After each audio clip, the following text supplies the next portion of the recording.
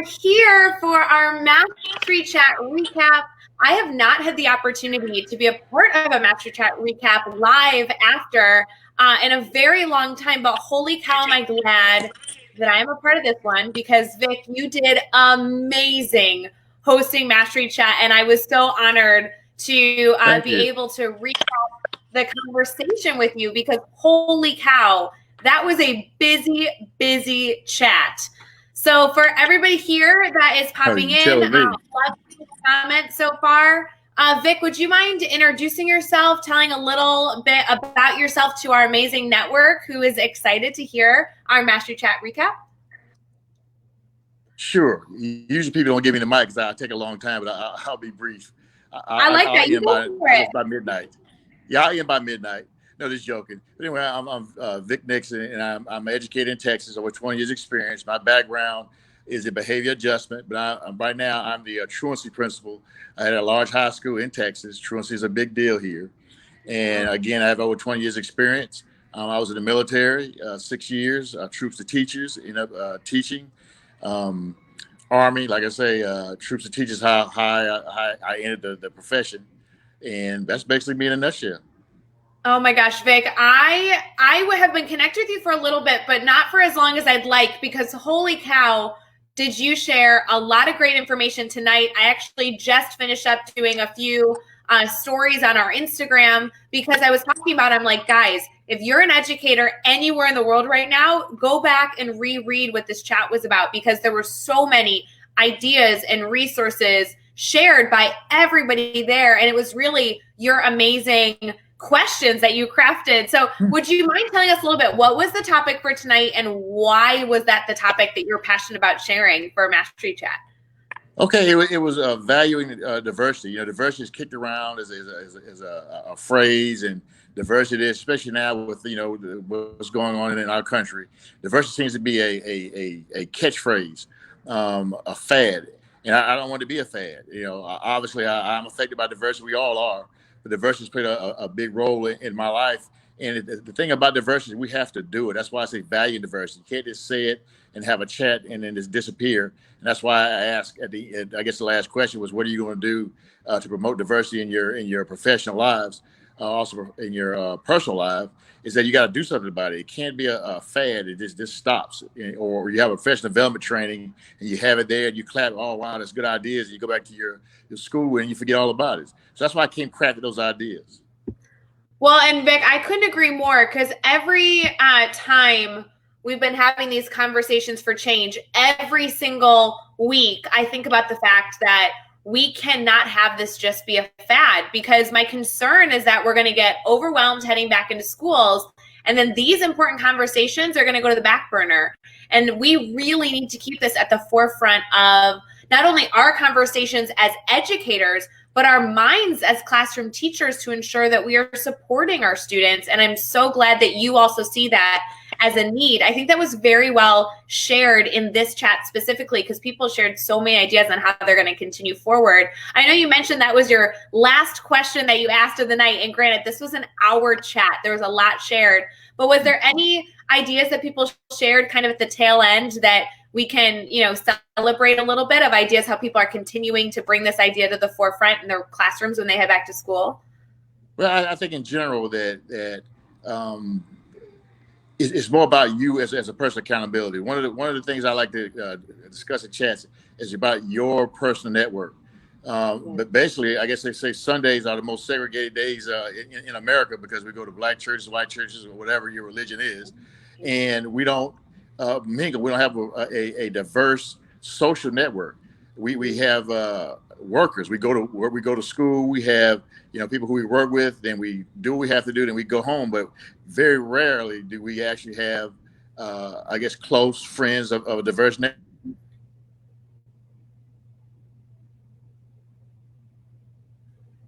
Hey, Vic, I can't hear you anymore. Can you still hear me? I'm sorry. Oh, no, you're good. You were just on a roll, and I wanted to make sure that we could hear everything you were saying. You were talking about needing a diverse, just social life, as well as in our classrooms. You still with us? I'm not sure if I lost him only on my end, or if you guys can still see him. Looks like on my phone, Vic, we may have lost you. I'm going to have you exit. I'm going to try and bring you back in a second. We're going to hope that he joins us in a second. I'm just going to continue forward with what he was saying. So one of the elements that I really love that he was sharing on before we lost him, which was such a bummer because I'm hoping he comes back. This was an incredible chat, guys. I just want to make sure you guys know that one of the blessings that we had in this chat was some really rich conversation, and that is such a need in Twitter chats. It looks like we have him back here now. Vic, you back with us? Okay. Yes. Whatever the heck happened, I don't know. Maybe I'm blowing out my internet system, so you have to do online learning with everyone else. So Vic, you were talking about a really important idea. So I want you to truly try and pick up where you were. You were talking about how in our social lives we don't necessarily have a diverse network, and we really need to make sure we do. Will you continue on with that thought? Right. And sometimes that's due to where we live. Because I forgot where I left off at, but I remember I read a study that said that less than 2% of us have had someone from a different race or culture in our house for dinner. And that's true. That's one thing I noticed from the military. In the military, we worked together, we played together. But when I went to the civilian side, I became a teacher. It was different. It was like I had comrades, at the school. But after that, it all ended. It was really no social interaction between us. And I think that's where you really get to know people. It's through social, not necessarily through professional development or through school or through work, I should say. And what I wanted to promote is that we need to diversify our own personal network. And me, I'm African American. That doesn't mean I speak for all African Americans. That's one thing that I want to put out there. But also, I want to say that I want to be more, have more knowledge of the Asian community or Native American community, different ethnic groups, just to get a different perspective. Absolutely. Vic, that percentage astounds me. And I hope that everybody hears that alone. Like whether you come to Mastery Chat and participate for the full hour conversation or not, that alone, if we could all make an effort to bring more people. I like that kind of like a metaphor, like bring more people to the dinner table, right? Like invite more people in to truly learn about who they are. What an incredible idea that you started off with. We're only 7 minutes into this video. This is why I was so excited to go live with you. And you have to ask yourself that, because I fall in that same category, and I can't explain why. Why? I guess we are around people who we are similar to. And I fall in that same category. I have two friends, one Hispanic, one who's Caucasian, that I'm very close with. But other than that, that's it. And I don't know why, but I think I got to make an effort. And I'm making an effort through Twitter, as a matter of fact. And it's people on this chat that I consider friends. I invited a lot of people personally that I really follow. And if I need a perspective on something from their cultures, I ask them. As a matter of fact, what's interesting is people have asked me different opinions. And again, I don't represent all opinions of African Americans, but I just value the fact that they ask me, what do you think about this? What do you think about that? And I think you won't have the issues like we've had on the news about, teachers dressing up in blackface or teachers putting on Native American feathers, whatever, for Thanksgiving. You won't have that if you have a diverse social network. You can run that by them. So if I have an issue, let's say with the Asian community, or I won't say issue, but if I have something I want to do, I want to run it by someone to see, well, what do you think about that? What's your perspective about that? Well, and I like that point, Vic, because what you're touching on is not only us wanting to be learners in communities, but also have us learn alongside people that can at least share their own perspective, right? Nobody is necessarily speaking for their entire race, religion, or ethnicity, but to be able to just share some perspective so we can each be better. I mean, that's a really important component of every element. And to be able to have somebody to confide in and continue to foster those conversations. I mean, I don't want to be necessarily so vulnerable and share all the conversations that I've had about this, but one of the key ones is the focus conversations around our bubble is not nearly as diverse as it must be. And we've had some really hard and uncomfortable conversations with members of our Teach Better team saying, we don't think that this is intentional, but this is a problem. And we are not going to be a part of the problem. We have to be a part of the solution. And so it's an active choice to reach out to those that are different in whatever way different is, and just continue to welcome all people into our communities in every capacity. So I love that emphasis that you put on this chat. Right. You got to be intentional as LGBT community. I mean, everything. Yes. I mean, but you have to be intentional about it. That's what I'm starting to do now. Yeah. be more intentional. Oh, I love that. So important. So I want to get more into this chat. I know there's been so many comments. People were joking that this chat just like blew up the internet. There was so much great conversation. Wow. People are really feeling like, this the statistic is so powerful. And then, this idea around a dinner table can lead to so many things. I don't know about you, Vic, but I came from a very strict family, and that required me to sit around the dinner table every night, no matter what. Didn't matter what time it was, you got to be at the dinner table. And this idea that, true connections and understanding can come from that space. Jeff Kaplan, you probably don't even know. I agree with that so wholeheartedly.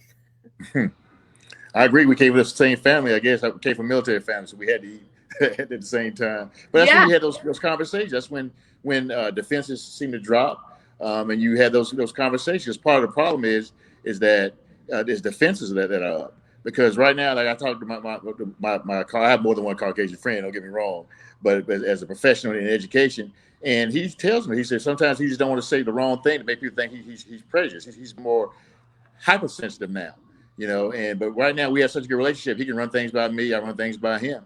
But it's that honest, tough conversation that we have to have. And you're right. And being able to have those open conversations is really something that I feel like I saw a lot this summer. I saw a lot in June. And I'm anxious about this idea that we kind of talked at the beginning is this cannot go away just because it's been a hot topic. Like just because it was a really big discussed idea in June doesn't mean that it shouldn't continue to be an extremely talked about topic in August. We can't just get bored with things that have to change. And so I love that you continue to bring that up, not only in this chat, but just in general, we need to continue to support each other to be better. So as you were crafting this chat, I was so eager to ask you. I told you this before we went live. I thought the questions that you asked were really challenging, like so spot on, because it really forced people to be reflective.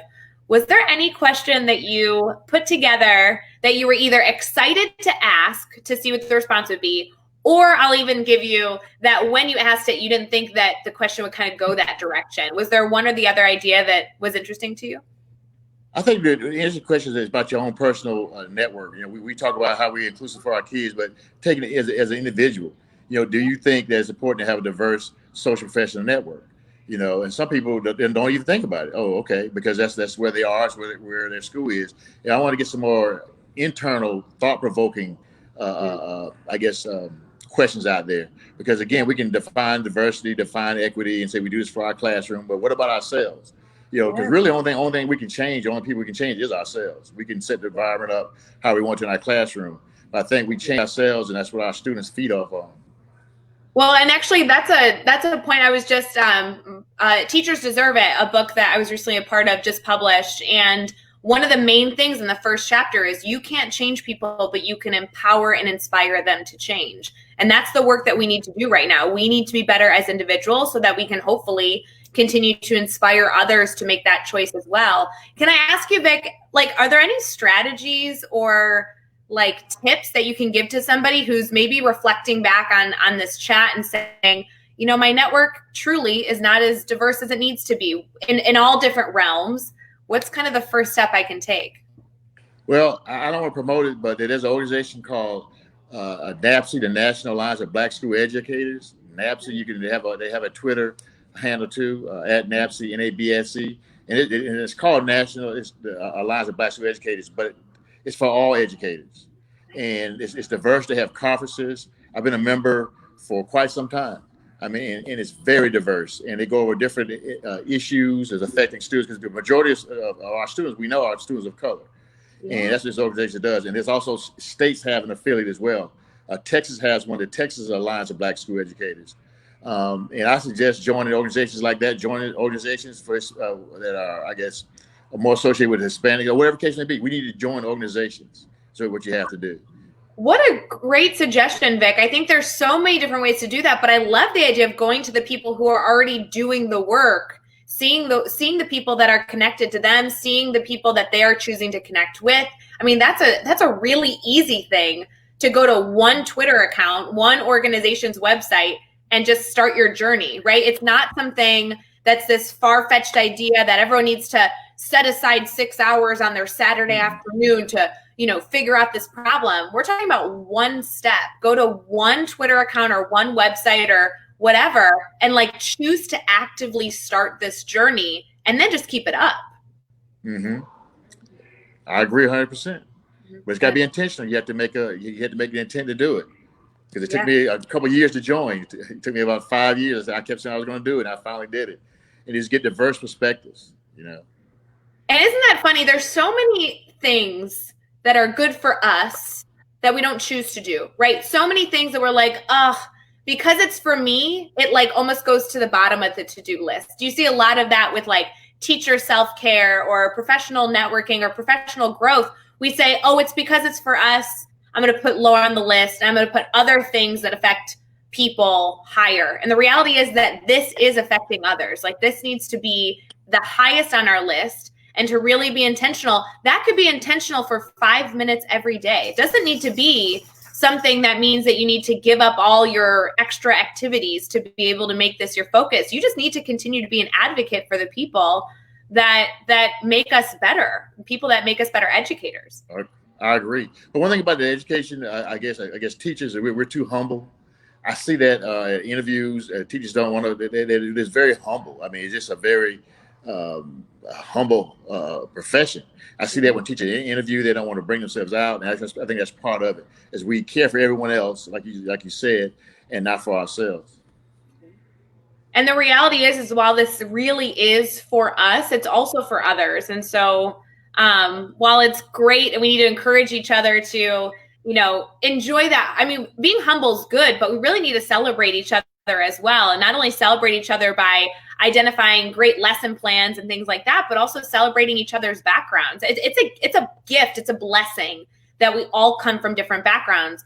But it's only a gift and a blessing if you choose to connect with it, understand it, and utilize it to be a stronger educator. I mean, that's going to be where that comes from. I agree, because we're really, I don't even like to call ourselves educators. We're lifesavers. We save lives is what we do. I joke with some of my friends. I say that education, I was in the military, like I said, 6 years.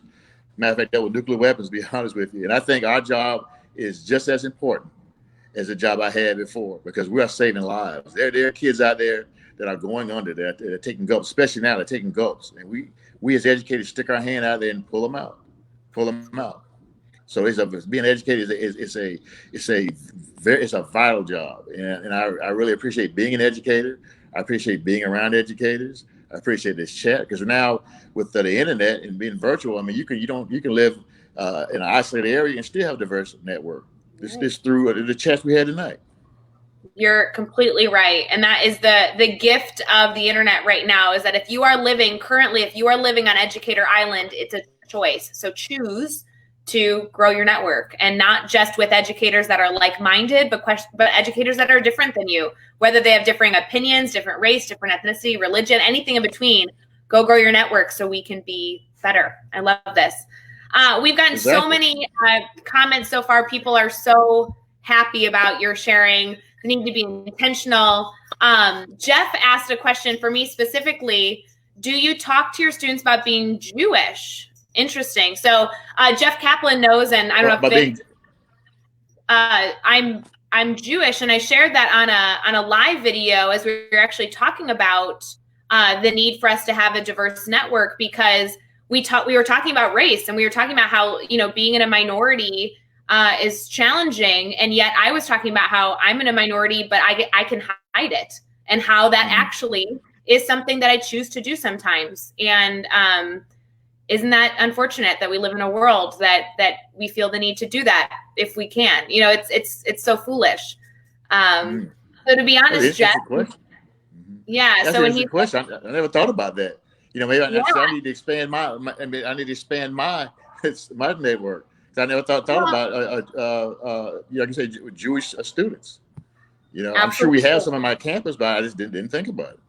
Well, I won't lie, Vic. I'm in a middle school in a wonderful area. I'm in Central Illinois, and I have 900 students in my building, and there is one Jewish student in the entire building. Wow. And there is one Jewish teacher, which is me. So talking to my students about being Jewish, Jeff, I used to avoid it at all costs because I would, interact with judgment for, a variety of reasons. People, aren't maybe as open and welcoming. And to be honest, I now have gotten away from that because it's so important for us to be not only proud of who we are, but also build relationships with students in an authentic way. I think it's good for them to know that we all come from different backgrounds. So Jeff, I've actually grown a lot with that question for sure.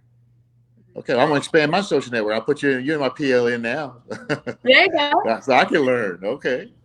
No, I love it. I mean, hey, the more we can grow our networks, the better. And I think, Vic, you did such an amazing job hosting this chat because it really did bring to light so many issues that have been discussed, but with really great perspectives tonight. And I just so appreciate that. One of my favorite questions, I haven't gotten to do a Master Chat recap recently, so you get my favorite question. My favorite question is, you just hosted this amazing chat. It was an hour long. You had hundreds and hundreds of teachers who chose to come together under one hashtag and really have authentic conversations. And not only conversations sharing positivity, but dialogue and discussions that could lead to people being better educators in the end. And so if you had one thing you're hoping educators could walk away with after this chat, what would you hope they walked away with an understanding of? I say understanding of each other. I mean, don't go by the media, don't go by what you see on TV and things of that nature. Walk away, I guess, with the idea that you're going to diversify your network, personal and professional. And I should underline personal. That's when you really get to know people, because we really don't know people. We really don't. We read books, we read magazines. That's why you see all these mistakes being made, is that we don't know each other. And I think that you have to be intentional about increasing the diversity of your network. And if you leave with anything tonight, reach out to me, anyone, and diversify your network. Because I think we tend to go with what we know or what we like or what's convenient. And I think sometimes we got to step out, and maybe it may be a little tough, but we got to do it, be intentional about it. And it's rewarding, very rewarding. Because the reason why we have one of the best militaries in the world is because it's diverse. Diversity of thought, diversity of, again, opinions, ideas, and that's why we have the best military in the world. And that's why we have the best teaching force as well, because we're also diverse, bringing in diverse perspectives.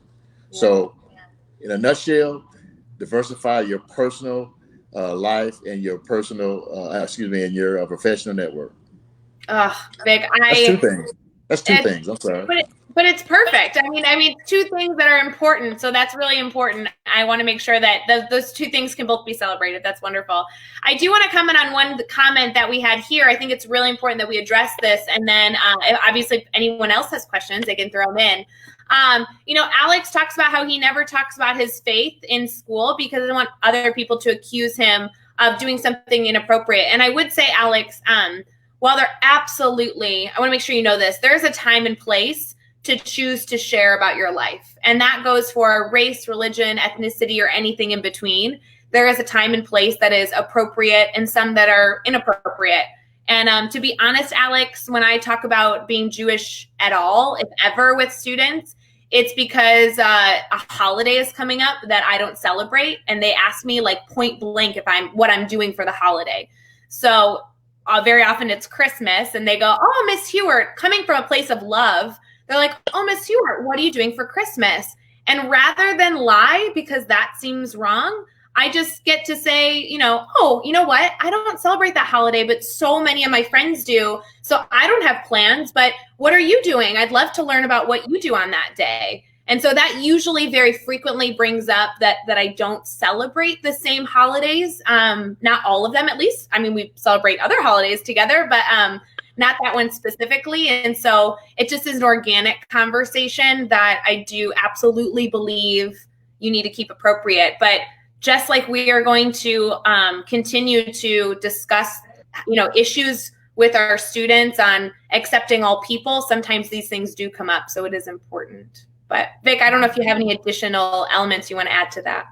Well, I don't know what level you say. I'm at a large high school, and we have a cultural committee, and they do discuss things of that nature in the cultural committee, celebrating their beliefs. I mean, it's not like you proselytize or trying to convert anyone, but they do have a cultural committee. There's a club that is student ran. Oh, cool. You know, it's funny, Vic, you say that. There's a brand new group in my middle school who started celebrating almost every holiday imaginable. Like it seemed like every other day there was a celebration of something going on in the building. And there was something very special about being a part of a group that not many people are a part of and seeing the entire building celebrate with you. Isn't that like such a fun experience, whether you're a student, a teacher, or anything in between? You know, being able to celebrate all people all the time is just such a wonderful opportunity. I think any time to celebrate is a good thing. I agree. I love it. Well, Vic, I really appreciate you did such an amazing job for Master Chat. I so appreciate that you came live afterwards too. I know that chat is a lot to handle. Would you mind sharing with us, if our friends here are maybe not on Twitter, but they still want to connect with you or something in between, would you mind sharing your Twitter handle or how people can get connected with you to continue to grow their PLN? Okay, it's at V Nixon 1988. And no, that's not the year I was born. That's the year I graduated from college. I know you don't believe it. Yeah, but V Nixon at V Nixon 1988. That's my Twitter handle. And basically, that's the best way. Awesome. Well, we really appreciate it, Vic. You did an amazing job. For everybody else that's here, we appreciate that you joined our Master Chat recap. Don't forget, we have Master Chat every single Thursday. We've been doing this for years and years. So continue to celebrate with us, even when the school year begins. I know so many of us are so tired in the evenings and we drop off of doing Twitter chats because we're like, ugh, you know, like it's another thing. But remember, Mastery Chats are a time where you get to refuel yourself. You get to spend time with your professional learning network. You get to see your family and friends. So do not pass up on opportunities to refuel yourself so you can come back better for your students. So we will see you all next week and every Thursday from now on. Vic, thank you so much for being here. We really appreciate you. Mm-hmm. Thank you. Bye, guys.